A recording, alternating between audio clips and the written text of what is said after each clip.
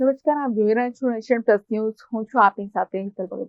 સુરતમાં લોન અપાવવાના બહાને પ્રોસેસિંગ પેટે રૂપિયા મેળવી લઈ લોકોને લોન કરાવી આપી ફ્રોડ કરનાર કોલ સેન્ટરનો પર્દાફાશ થયો છે. સુરતમાં લોન અપાવવાના બહાને પ્રોસેસિંગ પેટે રૂપિયા મેળવી લઈ લોકોને લોન કરાવી આપી ફ્રોડ કરનાર કોલ સેન્ટરનો પર્દાફાશ થયો છે. જેમાં 28 જાન્યુઆરીના રોજ પર્વત પાટિયા સિટાડેલ કોમ્પ્લેક્સમાં દરોડો કરવામાં આવ્યો હતો. ચૌહાણ બ્રધર અને એપિક ફાઇનાન્શિયલ સર્વિસ નામની ઓફિસમાં દરોડો કરવામાં આવ્યો, જેમાં પોલીસ દ્વારા પ્રવીણ ચૌહાણની ધરપકડ કરવામાં આવી છે અને નમન ચૌહાણને વોન્ટેડ જાહેર કરાયા છે. જે પૈકી 3 મોબાઈલ, 1 લેપટોપ, 37 નોટબુક, 1 હાજરી book, 14 sim card cover, 5 sim card સહિત મુદ્દામાલ જપ્ત કરવામાં આવે છે. આરોપી લોન પ્રોસેસિંગ માટે 799 અને ત્યારબાદ 24 કલાકમાં લોન મેળવવા 999 રૂપિયા લોકો પાસેથી પડાવતા હતા. જોકે ત્યારબાદ લોકોને લોન કરાવવામાં આવતી ન હતી. આરોપીઓ દ્વારા અત્યાર સુધીમાં 10 લાખથી વધુની રકમની છેતરપિંડી લોકો સાથે કરવામાં આવી હોવાનું સામે આવ્યું છે.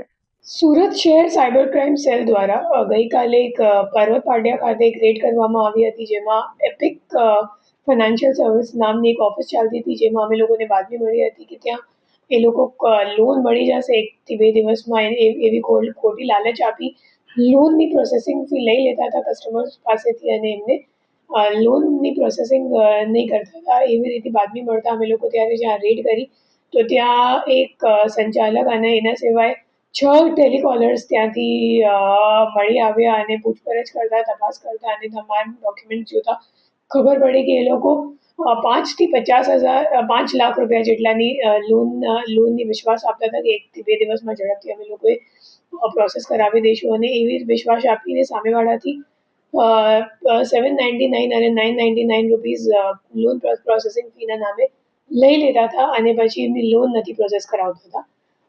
એ જે ટેલિકોલર્સ છે એમને દર દિવસની ટાર્ગેટ્સ આપવામાં આવતી હતી અને એ માહિતી એ લોકોએ મેટા એડ્સમાં એડ ચલાવીને કલેક્ટ કરતા હતા. તો જે લોકોને લોન ઇન્ક્વાયરી કરવી હોય એ લોકો એડ પર ક્લિક કરે અને એડ પર ક્લિક કરવાથી તમારું નામ અને નંબરનું ડેટા એ લોકો પાસે પહોંચી જાય અને પછી એ લોકોની લિસ્ટ બનાવીને એ લોકો તમામ ટેલિકોલર્સ વચ્ચે વેચણી કરી બધાને ટાર્ગેટ આપવામાં આવતી હતી કે તમારે આજે 100 કોલ કરવાનું છે કે 200 કોલ કરવાનું છે અને એ મુજબ આખી પ્રક્રિયા ચાલતી હતી છેલ્લા 6-7 મહિનાથી. કેટલા આરોપી અત્યારે એક જ આરોપી પકડાયો છે અને બીજો જે આરોપી છે એ હાલ નાસ્તો કરતો છે. બેઝિકલી જે આરોપી છે એ અગાઉ એક જગ્યા કામ કરેલું છે અને એને ખબર પડી ગઈ કે કેવી રીતે મતલબ એક લોન એજન્ટ તરીકે કામ ચાલુ છે હાલ માર્કેટમાં. તો એમને એમ લાગ્યું કે હું લોન એજન્ટ તરીકે કામ કરી લઉં અને 799 અને 999 જેટલી નાની રકમ માટે કોઈ સાયબર ક્રાઇમ કમ્પ્લેન્ટ કરવા વાળું નથી. એટલે પછી એમને એમ લાગ્યું કે હું ઓનલાઈન કસ્ટમર્સનો ડેટા માહિતી લઈને પછી એમને ચીટિંગ કરીને એમના પાસેથી આપણે લોન પ્રોસેસિંગ ફીના નામે પૈસા લઈ લઈશું. કેટલા પૈસાના એ લોકો 799 999 મુજબ અને જે ટેલિકોલર સાથે વાતચીત થઈ તો એમાં દર દિવસનું તમે સમજી શકો 20 થી 30 જેટલા માણસો કન્વર્ટ થઈ જતા હતા કે લોન પ્રોસેસિંગ ફી આપવા માટે રાજી થઈ જતા હતા અને એ મુજબ આપણે અંદાજે અમે લોકોને લાગે છે કે 10 લાખ રૂપિયા જેટલાનું એમને છેતરપિંડી કરીએ છીએ. કેટલા સુધી લોકો સાથે લોનની છેતરપિંડી મહિનાનું એમ લાગે છે કે 600 થી 700 જેટલા વિક્ટિમ્સ થઈ શકશે. તો અત્યાર સુધીમાં 3000 જેટલા થશે, 3-3.5 6 મહિનાનું તો કન્ફર્મ થઈ ગયું છે કે 6 મહિનાથી ચાલે જ છે.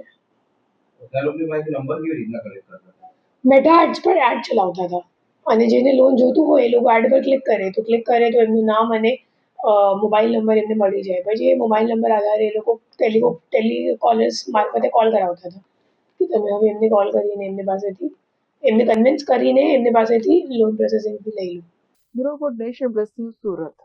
સમાચારોના સતત અપડેટ મેળવવા માટે અમારી નેશન પ્લસ ન્યૂઝની યુટ્યુબ ચેનલને સબસ્ક્રાઇબ કરો, બેલ આઇકન દબાવો અને જોડાયેલા રહો ફેસબુક, ઇન્સ્ટાગ્રામ અને ટ્વિટર પર.